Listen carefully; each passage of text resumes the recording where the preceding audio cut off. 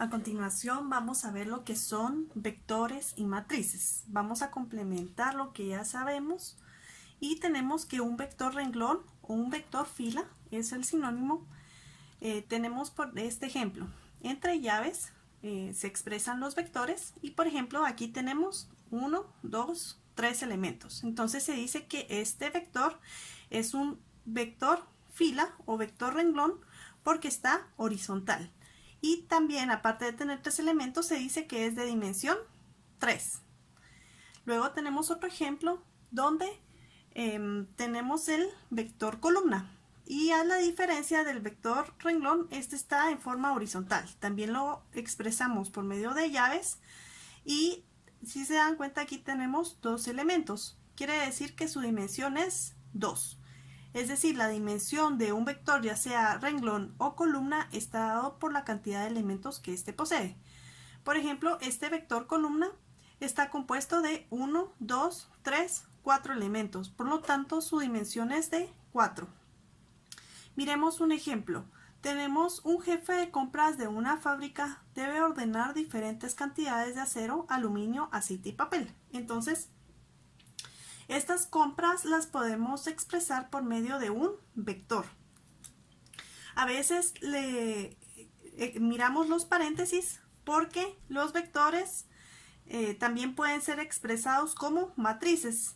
¿Sí? Entonces en este caso estamos viendo una matriz o un vector. ¿De cuántos elementos? De 4 elementos.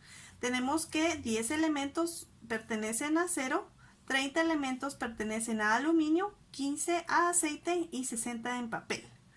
Entonces vamos allá con lo que es una matriz. Ya cuando vimos en videos anteriores empezamos a ver nociones de matrices. Y ahora de manera formal podemos decir una matriz de M por N es un arreglo rectangular de M por N números dispuestos en M renglones y N columnas.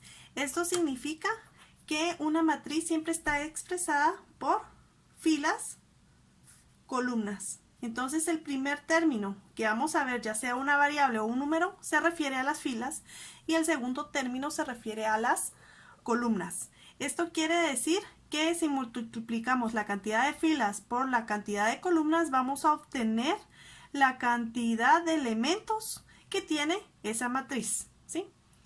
Y también tenemos que este ejemplo. Esto es una matriz de M por N que tiene M1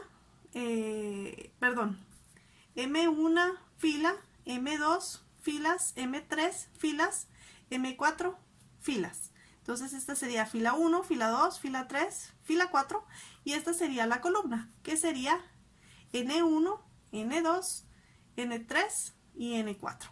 Entonces por eso se dice que esta matriz es de M por N. En este caso pues sabemos que son 4 filas y 4 columnas o renglones, ¿sí? Filas y renglones es sinónimo. Entonces tenemos que esta matriz es de 4 por 4 porque tiene 4 filas y 4 columnas. Vamos allá con otro ejemplo. Tenemos una matriz de 3 por 2. Esto significa que tiene 3 filas y 2 columnas. Entonces tenemos la fila 1, la fila 2, la fila 3, la columna 1 y la columna 2. Quiere decir que tiene 3 filas, 2 columnas. Y algo muy importante es que esto expresa la posición de la fila columna. Quiere decir que A11 significa que está en la fila 1, columna 1. Esto significa que está en la fila 1, pero en la columna 2. Por eso se llama elemento A12. Esta expresa que está en la fila 2, en la columna 1, y esta en la fila 2, en la columna 2. Por eso es A22. Aquí en cambio tenemos que este elemento pertenece a la tercera fila y la primera columna, A31 o 3,1. También vamos a ver esa notación. Y también tenemos que este último elemento está en la tercera fila, A3,2, que sería la columna 2. Luego tenemos la localización de los componentes de una matriz. Entonces, si nos piden que encontremos los componentes A1, 2, lo primero que tendríamos que hacer es identificar por filas y columnas. Esta es la, vamos a hacerlo de otro color. Esta es la columna 1, la columna 2, la columna 3, la fila 1, la fila 2 y la fila 3. Quiere decir que si nos piden A1, 2, quiere decir que nos tenemos que posicionar en la fila 1, columna 2. Entonces, A1, 2, ¿qué sería? 6, ¿verdad? Que es esto que está por acá. Fila 1, columna 2.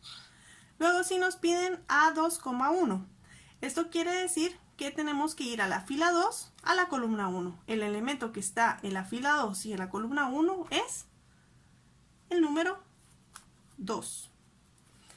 Y también nos piden A2,3. ¿Qué significa? Vamos a ir a la fila 2, columna 3. Esto quiere decir que es el número 5. Y si nos piden A3,2, significa que vamos a la fila 3, a la columna 2. Esto significa que el elemento que está en A3,2 es el elemento 4. Luego tenemos un teorema, que es la igualdad de matrices. ¿Esto qué significa? Que dos matrices van a ser iguales, es decir, una matriz A y una matriz B con sus elementos, por eso los elementos se definen por medio de I, J.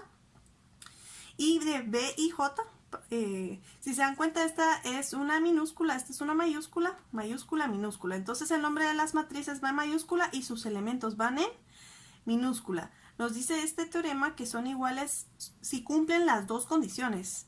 Tienen que cumplir ambas. Y la primera es que son del mismo tamaño las matrices y los componentes correspondientes son iguales. Un error común es pensar que esta matriz es igual a esta matriz, ¿sí?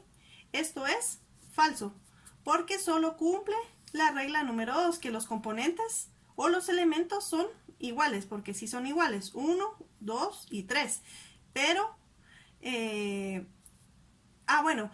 son del mismo tamaño, no son del mismo tamaño. ¿Por qué? Porque esto es una matriz de 3 por 1. ¿Por qué? Porque tiene 3 filas y una columna. Y esta es una matriz que tiene una fila y 3 columnas. Entonces el tamaño no es el mismo, porque esta es una matriz de 3 por 1 y esta es una matriz de 1 por 3. Entonces nos podemos confundir. Entonces recuérdense que las matrices son iguales si cumplen estas dos propiedades. Entonces, ¿van a ser iguales? Sí, solo si, por ejemplo, tuviéramos 1, 2, 3, 4, 5, 6 y en otra matriz exactamente y los mismos elementos y el mismo tamaño. ¿Esta matriz de qué tamaño sería? Pues sería de 2 por 3, ¿verdad? ¿Y esta de cuánto sería? De 2 por 3. Entonces, tienen los mismos elementos y tienen el mismo tamaño. Luego tenemos la suma de matrices. Esto significa que la suma de la matriz A y la suma de la matriz B va a ser cada elemento de la matriz A sumado con cada elemento de la matriz B. Esto significa que tenemos que sumar el elemento de la matriz en la posición 1,1 con el elemento de la siguiente matriz en su misma posición, ¿sí?